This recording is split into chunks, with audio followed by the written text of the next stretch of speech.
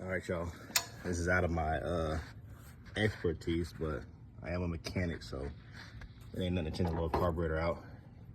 Usually 9 times 10 out of these generators, you ain't did your oil, you ain't did your spark plug, the breather's probably bad, or the carburetor 9 times out of 10 is stuck, all gummed up.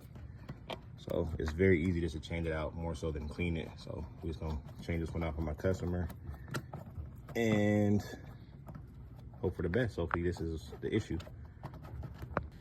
As you see, they told me that they got this brand new about 2 years ago, and they have never changed the oil on it. So I'll explain why that's jet black. We're gonna change up the oil.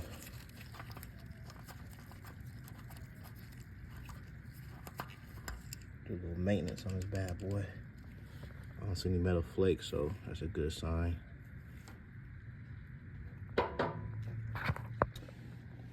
All in all, probably about 3 minutes to get this off. We'll get that one off. Going back in for the reassembly. Just go ahead and reverse the process. This is very simple. So if you got a generator, just go ahead and do it yourself, man. Get the kit, get the right tools and stuff you need, get it done.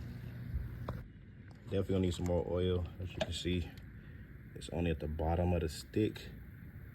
You probably need like another half a bottle, but just to get it to run, we're in good shape.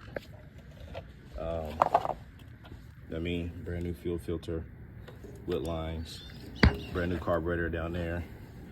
The air breather still looks fairly clean to an extent. So we got it in choke. Yeah, we got it in choke mode. This thing has an auto start, so breaker's on. Let's see if it'll start up.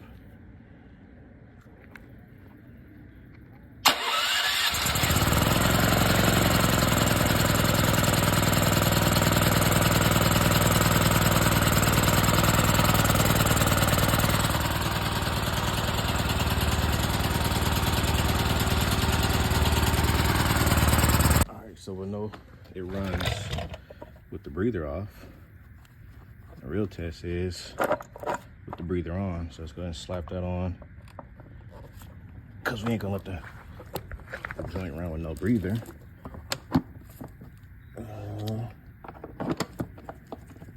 Let's screw this in. All right, breather back on. Turn the fuel back on. Let's do it this way. Turn the fuel on. Got it on choke again.